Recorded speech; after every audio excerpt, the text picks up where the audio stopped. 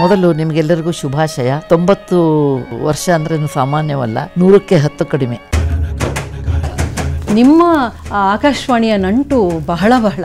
ನಾವು ರೇಡಿಯೋಕ್ಕಿಂತ ಹೆಚ್ಚು ನಾವು ಬಾನುಲಿ ಅಂತಿದ್ವಿ. ಧಾರವಾಡ ಆಕಾಶವಾಣಿ ಹುಟ್ಟಿದ್ದು ಯಾವಾಗ ಗೊತ್ತಾ? ಇಲ್ಲ, ನೀವು ಹುಟ್ಟಿದಾಗಲಿ 1950. ಹೌದು, ಹಂಗಾರೆ ಅದಕ್ಕೆ 75 ವರ್ಷ ಆಗುತ್ತೆ. ಅದು ಧಾರವಾಡ ಆಕಾಶವಾಣಿ ಜನವರಿ, ನೀವು ಆಗಸ್ಟ್. ಹೌದೌದು, ಎಲ್ಲರನ್ನು ಬೈಪಾಟ್ ಮಾಡಿಬಿಟ್ಟಿದ್ದಾರೆ.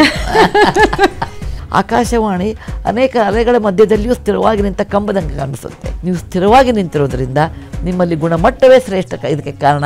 ಮತ್ತು ನಿಮ್ಮಲ್ಲಿ ಎಲ್ಲರೂ ಬಹಳ ಸಿನ್ಸಿಯರ್ ಇದ್ದೀರಿ. ಉಪ್ಪು ಖಾರ ಹಚ್ಚಿ ಮಸಾಲೆ ಹಾಕಿ ಆಕರ್ಷಿಸುವುದಕ್ಕಿಂತ ಸತ್ಯವನ್ನೇ ಆಕರ್ಷಿಸುವಂಥ ಒಂದು ಉತ್ತಮವಾದ ವಾಹಿನಿ ಅಂತ ಹೇಳಿ ಬಯಸ್ತೀನಿ.